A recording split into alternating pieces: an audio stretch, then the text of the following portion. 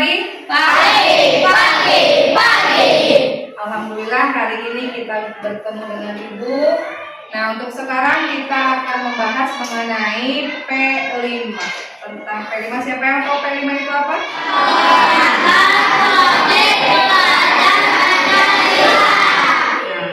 Ya, sekarang kita akan belajar mengenai P5 dan sebelum pembelajaran kita mulai, alangkah baiknya kita berdoa terlebih dahulu. Salam. Assalamualaikum warahmatullahi wabarakatuh.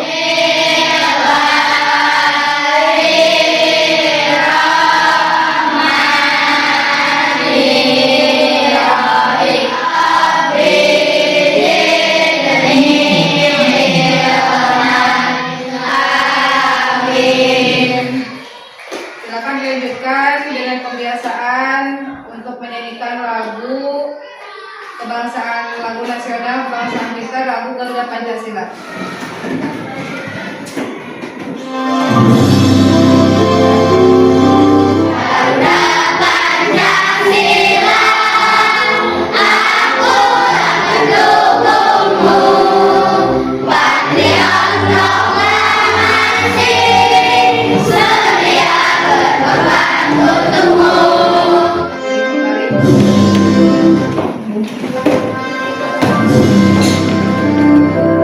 Sebelum pembelajaran kita mulai, Ibu akan mengatakan diri terlebih dahulu. Ibu akan absen ya. Aisyah Lailatul Ada, Hadir. Arfa, Hadir. Asin Ahmad Fajri, Hadir. Muhammad Nahdan, Muhammad Putra aja yang tidak hadir kita doakan. Mudah-mudahan Muhammad Putra segera disembuhkan oleh Allah. Kita berdoa sama-sama semuanya. Allahumma Rabbana si adri bil bahsa isri antasafi la sifat al-mu'la sifapuka sifat al-ghairu sakoman. Amin. Untuk hari ini kita masuk ke pembelajaran P5, yaitu profil penguatan pelajar Pancasila. Kita akan membuat proyek. Sebelumnya Ibu akan bertanya terlebih dahulu, pertemuan sebelumnya apa yang kita pelajari tentang P5, profil penguatan proyek pelajar Pancasila. Apa saja yang termasuk temanya? Yang pertama sibil, kemudian yang keempat Arifah, Bhinneka Tunggal Ika. Bhinneka Tunggal Ika. Kemudian satu lagi siapa? Aneng, kewirausahaan. Nah, karena yang sekarang kita akan pelajari itu adalah tentang pengolahan sampah atau ekobrik, itu yang termasuk tema apa, gaya berkelanjutan, gaya hidup yang berkelanjutan. Nah, itu ya yang akan kita bahas. Kemudian apa saja yang termasuk dimensi P5?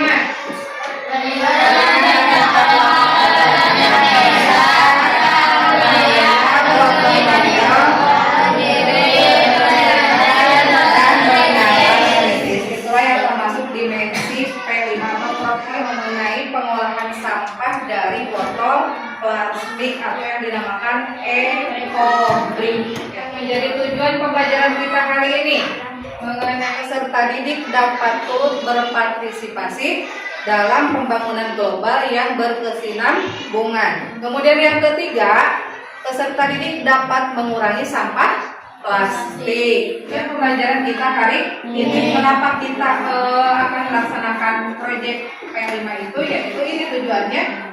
Di antaranya peserta didik dapat mengurangi sampah plastik. Peserta didik dapat mendaur ulang plastik dengan menggunakan media botol plastik bekas untuk dijadikan sesuatu yang berguna. Tujuannya itu kemudian, nah sebelum Ibu memasuki ke materi, pertanyaan pemancing yang akan Ibu tanyakan itu, adakah yang tahu apa itu sampah? Kalian tahu nggak sampah itu apa?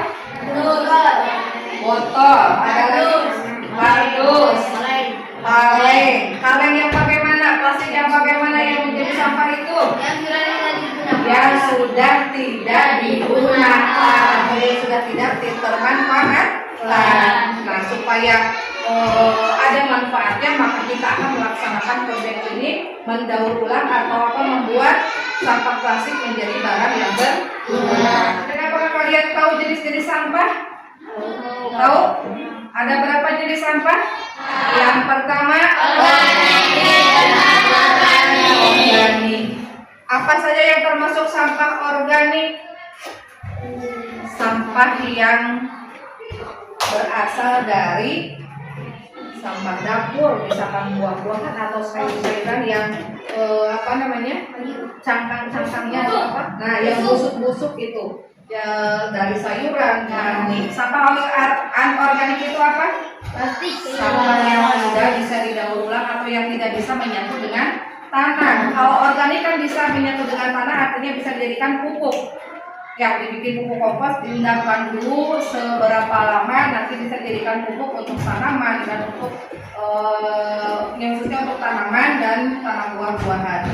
Itu jadi sampah yang terbagi menjadi dua bagian, diantaranya organik dan anorganik. Nah, yang akan kita kerjakan hari ini adalah mengolah sampah anorganik. Di antaranya atau yang akan kita gunakan itu adalah dari botol plastik atau plastik sampah dari botol bekas minuman. Memulai pembelajaran, kayak kita akan S-breaking dulu supaya kalian lebih semangat ya.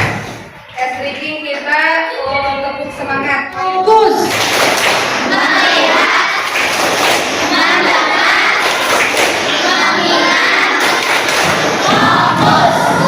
Kita akan masuk ke materi mengenai sampah. Silakan simak baik-baik videonya. Masih banyak yang membuang sampah tidak sesuai dengan tempatnya, meskipun sudah disediakan tempat sampah yang terpisah. Pemisahan sampah yang baik sangatlah penting untuk menjaga kebersihan lingkungan sekolah dan kesehatan manusia. Sedangkan botol besar cocok untuk bangku. Ketujuh, kalian wajib menimbang setiap botol yang sudah diisi dengan sampah plastik agar menjadi bata yang nantinya disusun secara rapi. Untuk berat minimalnya ada rumus seperti berikut. Tuliskan keterangan pada botol yang berisikan nama, tanggal dibuat ekobrik, dan nomor seri yang bisa kalian dapatkan dengan mendaftarkan di www.gobrik.com. Ke-10, simpan ekobrik di dalam ruang dan jauh dari sinar matahari. Bagaimana? Mudah bukan? Dengan membuat ekobrik, kita bisa membantu mengurangi limbah plastik dan menjaga kebersihan lingkungan kita. Yuk, coba buat ekobrik sendiri dan lihat betapa mudahnya kita dapat berbuat baik untuk lingkungan. Dulu ya, Ibu sudah menentukan kelompok-kelompoknya. Yang pertama bilang kelompok 1 bilang Arifa, Sibil, Tahri, Alia dan Nesa, kelompok yang telah Ibu bagikan tadi.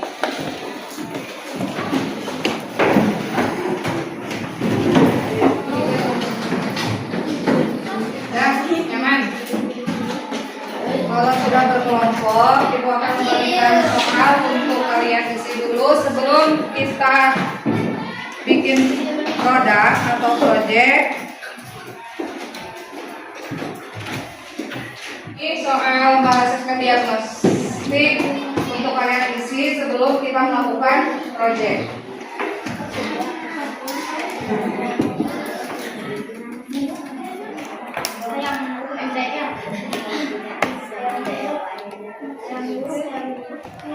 Sudah ditulis nama dan fasenya? Untuk menjawab soal di bawah, menurut Ananda, masalah apa yang paling darurat yang harus segera dicari solusinya? Anak soleh? Setelah kalian tadi menyimak video pembelajaran mengenai sampah yang Ibu sajikan tadi sudah dipaparkan di dalam video bahwasannya pemilihan sampah itu dan ada macam-macam sampah. Sebelum kita melaksanakan proyek, mari kita berkeliling sekolah kita untuk mencari sampah dan memilih sampah. Nantinya supaya apa? Biar dijadikan bahan untuk kita bikin ekobrik. Yuk kita keluar dulu.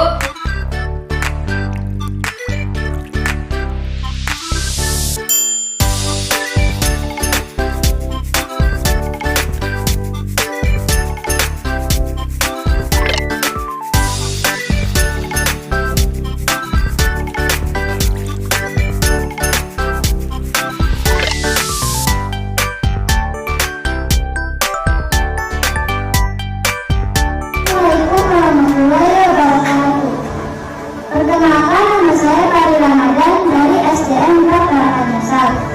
Saya akan menjelaskan hasil produk yang sudah kami buat dalam kegiatan PJBL. Produk yang kami buat berupa ekobrik. Alasan kami membuat produk ini adalah untuk memanfaatkan sampah plastik yang ada di lingkungan sekolah kami, agar menjadi produk yang bermanfaat dan ramah lingkungan. Alat dan bahan yang diperlukan untuk membuat ekobrik adalah sampah plastik, botol bekas ukuran 1,5 liter, gunting, selasi ban, lem tembak, kardus, kain, flanel, aksesoris sebagai pelengkap. Adapun cara pembuatannya sebagai berikut. Langkah pertama, siapkan botol air mineral kosong ukuran 1,5 liter. Kemudian, isi dengan sampah plastik. Sampah plastik yang dipakai adalah sampah plastik yang bersih, bebas dari minyak dan saus. Isi botol dengan sampah plastik sampai penuh dan padat. Botol harus diisi sampai padat dengan tujuan agar botol menjadi kuat dan tidak kempes. Untuk membuat satu buah kursi ekobrik, ukuran sedang dibutuhkan 12 botol air mineral yang sudah terisi penuh sampah plastik. Langkah kedua, susun botol sesuai dengan bentuk yang diinginkan, bisa bentuk kotak ataupun bulat. Kemudian, ikat dengan tali rapia sampai kuat dan balut dengan selasi ban besar agar menjadi lebih kuat dan padat. Langkah selanjutnya, olesi botol yang sudah disusun tadi dengan lem kayu, tahu bisa juga dengan lem tembak, kemudian balut dengan kardus bekas. Untuk membuat botol lebih kuat dan rapat, balut kembali botol yang sudah dilapisi kardus dengan selasi ban besar kembali. Langkah terakhir, hias ekobrik dengan kain dan flanel serta aksesoris lainnya agar menjadi lebih indah dan menarik.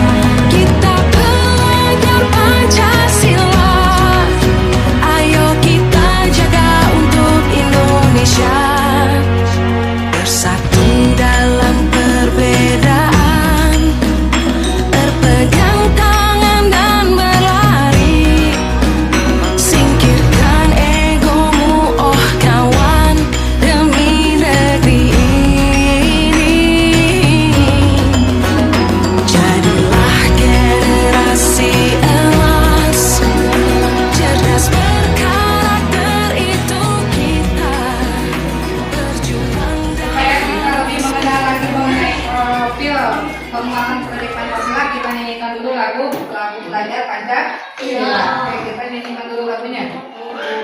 Pancasila beriman dan bertakwa pada Tuhan yang Esa dan berakhlak mulia, berkebinekaan lokal, gotong royong mandiri,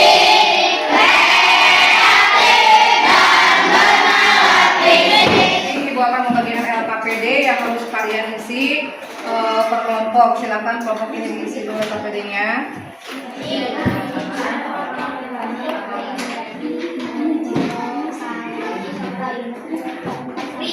Ini pengertian sampah juga apa? Di sini disebutkan jenis-jenis sampah tadi, barang-barang yang sudah tidak. Nah,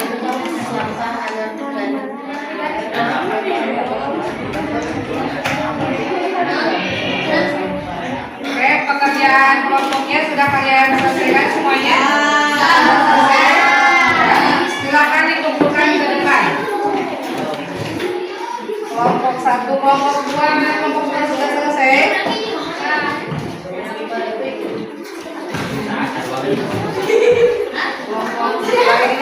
Setelah kita melaksanakan kelompok diskusi, tadi pekerjaan yang telah kalian kerjakan, kita akan masuk ke proyek. Kita akan mengerjakan apa tadi? Ekobrik itu apa?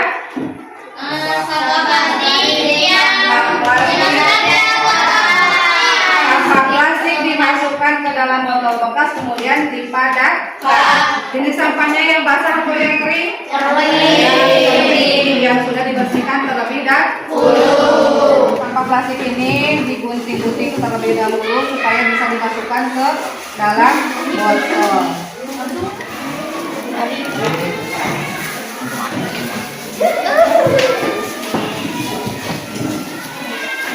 Silakan dikeluarkan handphone kalian. Karena ibu kemarin sudah menugaskan untuk membawa handphone untuk mengerjakan soal asesmen mengenai pembelajaran P5 ini mengenai ekobrik. Mulai mengerjakan soal masing-masing. Yang belum ada linknya minta ke Sibil. Yang ada.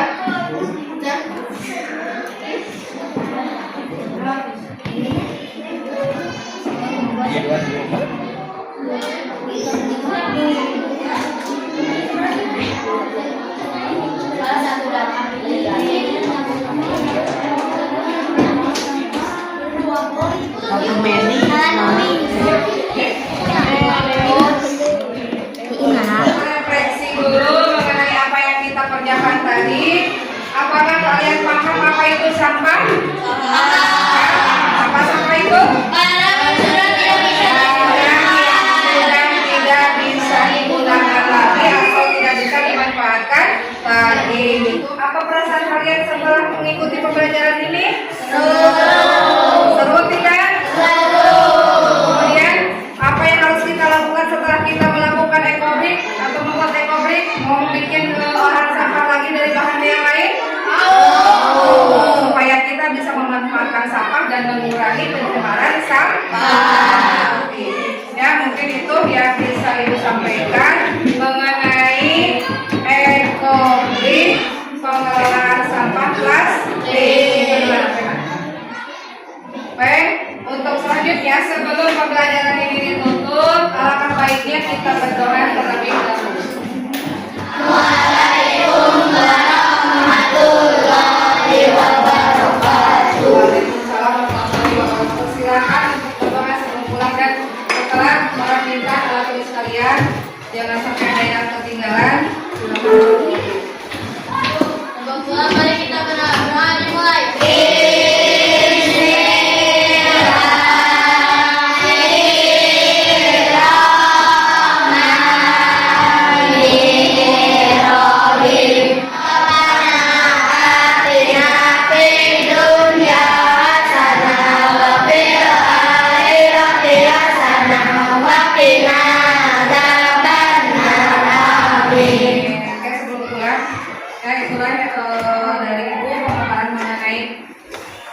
Pengolahan sampah plastik. Mudah-mudahan apa yang Ibu sampaikan dari awal sampai akhir, dari pertemuan pertama sampai hari ini ada manfaatnya buat kita semua. Amin ya Allah. Amin. Jangan lupa untuk nanti di pertemuan yang akan datang kita akan membuat kembali cara memanfaatkan sampah atau jadi. Oke. Untuk pulang silakan siapa yang terapi, kelompok yang terapi itulah yang akan pulang terlebih dahulu. Ini dulu yang